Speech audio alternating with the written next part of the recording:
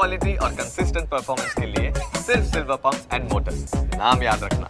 Yes good morning. આજે સ્ટોકની તો સૌ પહેલાં વાત કરું, એમાં મહિન્દ્રાની પહેલાં વાત કરવા માંગીશ, કારણ કે મહિન્દ્રાએ અત્યાર સુધીની સૌથી પહેલી એવી એસયુવી તેઓએ લોન્ચ કરી છે કે તેઓ જે એવી એસયુવી જે લોન્ચ કરી છે XEV 9e અને સાથે સાથે BE6e, આ બે મોડેલ તેઓ લોન્ચ કર્યા છે અને આના માટે તેઓ ફેબ્રુઆરીથી માર્ચ આની વચ્ચે તેઓ અહીંયાથી ડિલિવરી શરૂ કરવા જઈ રહ્યા છે.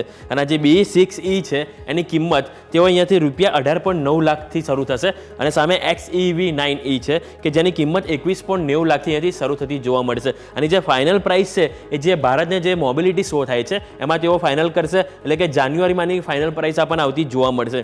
અને આ બંને એસયુવીમાં 59 કિલોવોલ્ટ અવર અને સાથે સાથે 79 કિલોવોલ્ટ અવર બેટરી પેક વિકલ્પ પણ અહીંયાથી તેઓ ઓપ્શન રાખ્યો છે. અને તેમનું કહેવું એવું છે કે આ બંનેમાં ફાસ્ટ ચાર્જિંગ છે અને સાથે સાથે સિંગલ ચાર્જિંગમાં 450 થી 500 કિલોમીટર માઇલેજ પણ અહીંયાથી આ ગાડીઓ આપતી જોવા મળશે એવું કંપનીનું કહેવું છે. એટલે કે આજે ખાસ કરીને મહિન્દ્રા આજે ફોકસમાં રહેશે.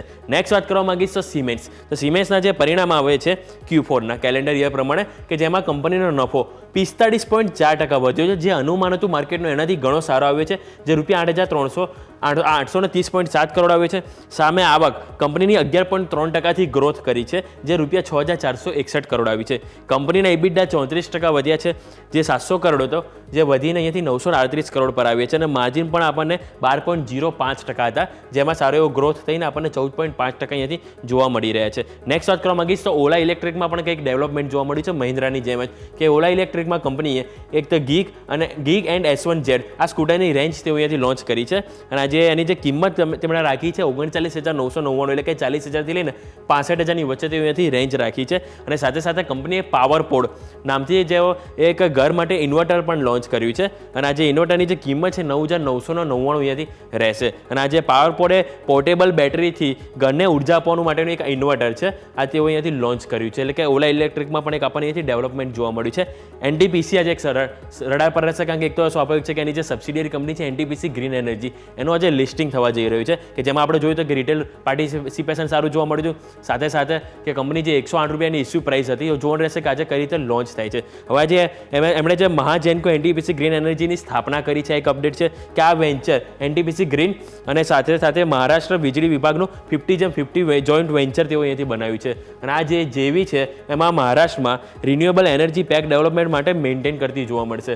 અને આ જે આપણે સમાચાર જોઈએ કે NTPC ગ્રીન એનર્જી લિસ્ટિંગ થશે એટલે તો સ્વાભાવિક છે કે એમાં એક એક્શન જોવા મળી શકે છે. નેક્સ્ટ વાત કરવા માંગીશ તો વિપ્રો. તો વિપ્રોમાં જે સમાચાર એવા છે કે ગ્લોબલ ઓટો સોલ્યુશન લીડર છે મરેલી, જેની સાથે તેઓ અહીંયાથી કરાર લંબાવ્યા છે કે વધુ 4 વર્ષ માટે તેઓ અહીંથી એક્સપાન્ડ કર્યા છે તેમના કરાર IT ઇન્ફ્રાને સુધારશા કંપની એના માટે. અને જે મરેલી જે પ્રોડક્ટ છે મરેલીની એની જે સર્વિસીસ માર્કેટમાં જલ્દી લાવવામાં અહીંયાથી મદદ કરશે કંપની વિપ્રો. નેક્સ્ટ વાત કરવા માંગીશ તો LIC અને પતંજલિ.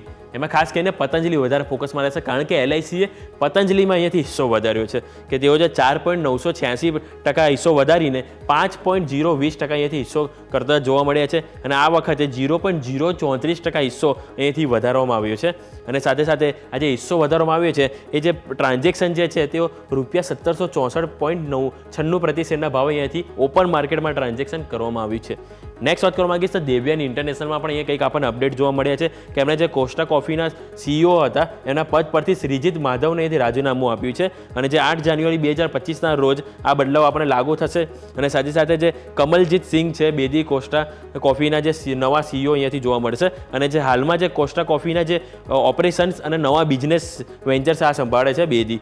આ એક અપડેટ છે દિવ્યાની ઇન્ટરનેશનલને લઈને, જેને પણ તમારે ફોકસ પર રાખીશું. સાથે સાથે એક એક્સાઇડ ઇન્ડસ્ટ્રીઝ પણ રડાર પર રહેશે, કારણ કે એમાં સમાચાર એવા છે કે સબસિડિયરી એક્સાઇડ એનર્જી સોલ્યુશન્સમાં વધારાનું ₹100 કરોડનું રોકાણ કરવા જઈ રહી છે એક્સાઇડ ઇન્ડસ્ટ્રીઝ. એટલે કે રાઇટ્સ બેઝિસ પર અહીંયાથી તેઓએ રોકાણ કર્યું છે. અને હાલ સુધીમાં કુલ રોકાણ વધારીને કુલ 3052 કરોડ ઉપર તેમનું રોકાણ અહીંયાથી પહોંચી ગયું છે આ કંપનીની સબસિડિયરીમાં. અને શેર હોલ્ડિંગ પેટર્નમાં હાલ કોઈ બદલાવ અહીંયાથી કરવામાં નહીં આવ્યા. Next UltraTech cement. અલ્ટ્રાટેક સિમેન્ટમાં એક તો બોર્ડે મંજૂરી આપી દીધી છે ₹1,000 કરોડના NCD માટે. અને કે બીજું NCLT મુંબઈ દ્વારા કેશોરામ અને અલ્ટ્રાટેક વચ્ચેની સમજૂતીને અહીંયાથી મંજૂરી આપવામાં આવી છે. એટલે કે આ બે અપડેટ છે જેને અહીંયાથી ફોકસમાં રાખવાનું રહેશે. નેક્સ્ટ વાત કરવા માંગીશ તો કોટક મહિન્દ્રા બેંક.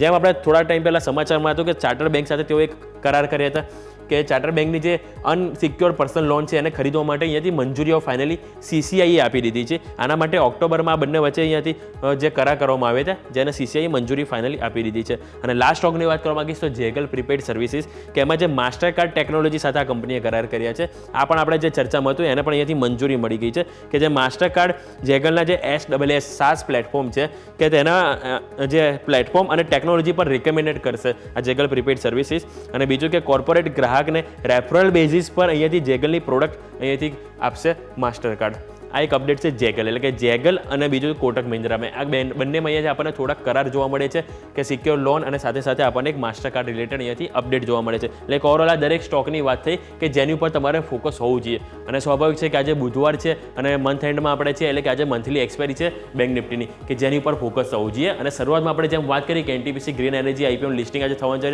તો 10 વાગે એની પર પણ આપણે નજર રહેશે. Over to yes.